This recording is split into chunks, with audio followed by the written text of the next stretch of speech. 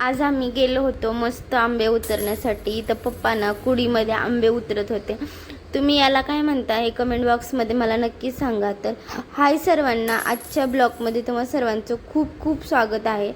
कपडे वगैरे घेऊन आलो कारण आज निघायचं होतं पुण्याला, त्यामुळं मग खाली आलो आता आंबे उतरण्यासाठी, कारण ना पुण्याला आंबे घेऊन जायचं होतं म्हणून.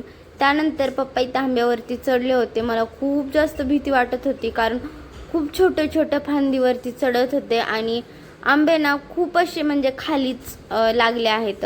आंब्याची पूर्ण फांद्या अशा वाकल्या गेल्या आहेत कारण खूप जास्त यावर्षी एवढे जास्त आंबे लागलेत ना, खूप जास्त. नवीन असाल तर माझ्या चॅनलला नक्की सबस्क्राईब करा, कारण नवीन यूट्यूबरसाठी तुमचा एक एक सबस्क्रायबर खूप जास्त महत्त्वाचा आहे बरं का. मग इथे आंबे वगैरे एवढे सगळे उतरले होते आणि ह्या आंब्याचं नाव आहे केशर आंबा.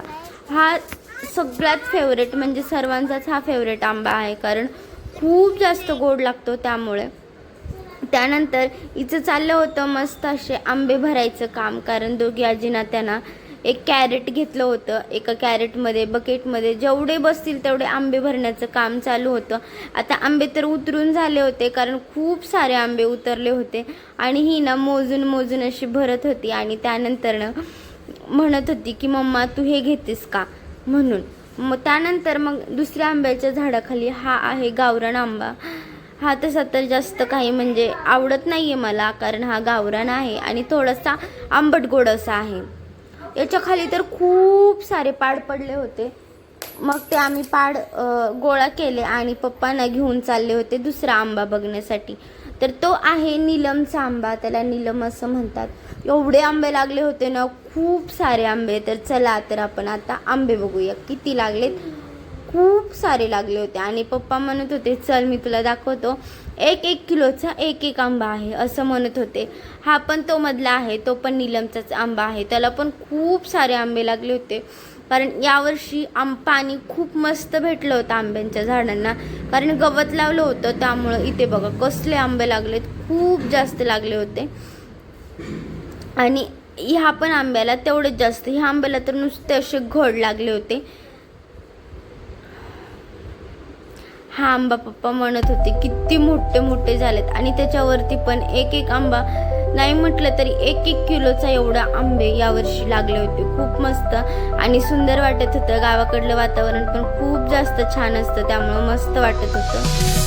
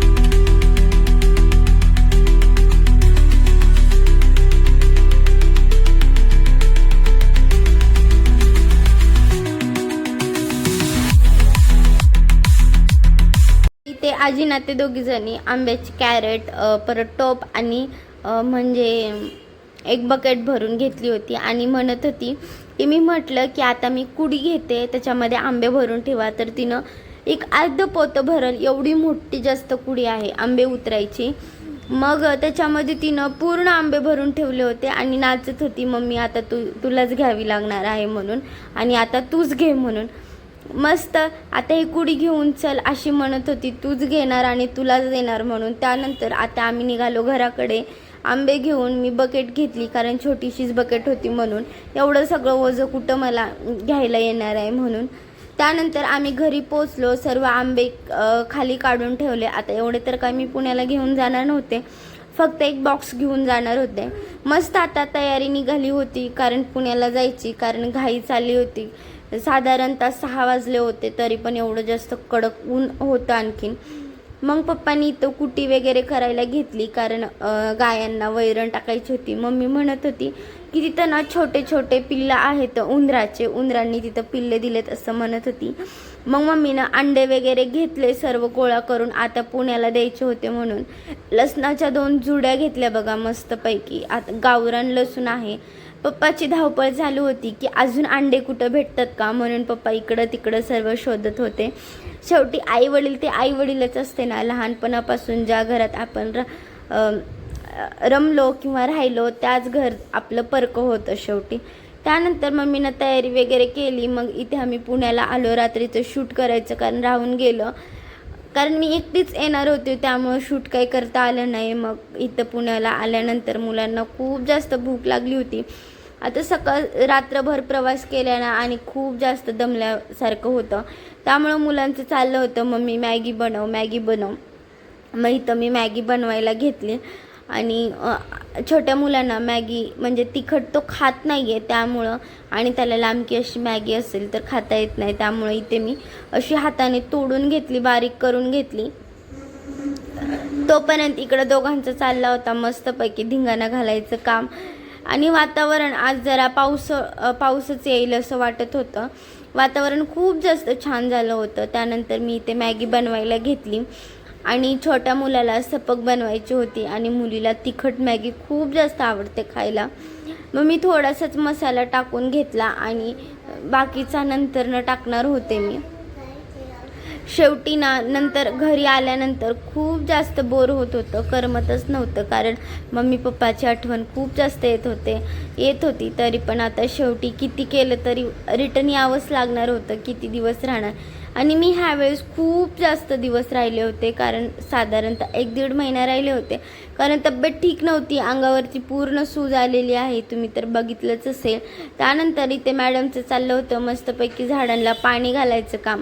तर पॅन्ट थोडीशी खाली येत होती म्हणून वरती घेत होती बघा. मग हिनं पाणी घालायला लागली की ह्याला ही घालायचंच असतं, कारण ती कुठली गोष्ट करत असली ना ह्याला पण ती पाहिजेच असती. त्यानंतर आता मस्तपैकी इथं मॅगी शिजत होती, दोघांना घाई चालली होती मॅगी खायची. आता पसारा तर खूप जास्त गावाकडून आल्यावर पडला होता, कारण घरातली कामं करायची होती. सगळ्यात अगोदर म्हटलं मुलांना मॅगी वगैरे त्यांच्या पोटापाण्याचं बघावं, त्यामुळे त्यांना अगोदर मॅगी बनवून दिली, म्हणजे त्यांनी खाल्ले की एकदा शांत होतात, मग आपल्याला बाकीची कामं निवांत अशी करता येतात. आता मॅगी शिजली होती छोट्या मुलाची, त्यामुळे त्याला थोडीशी काढून घेतली, कारण तो सपकच खातो त्यामुळं, आणि नंतर बाकीचा मसाला मी टाकून घेणार होते. सकाळचा नाश्ता आमचा झाला होता, कारण सकाळी मी पोहे बनवली होती, तरी पण दुपार म्हणजे थोडा वेळ झाल्यावर ह्यांना मॅगी खायची होती. मग आता राहिलेल्या मॅगीमध्ये मी सर्व मसाला टाकून घेतला आणि थोडीशी तिखट करून घेतली.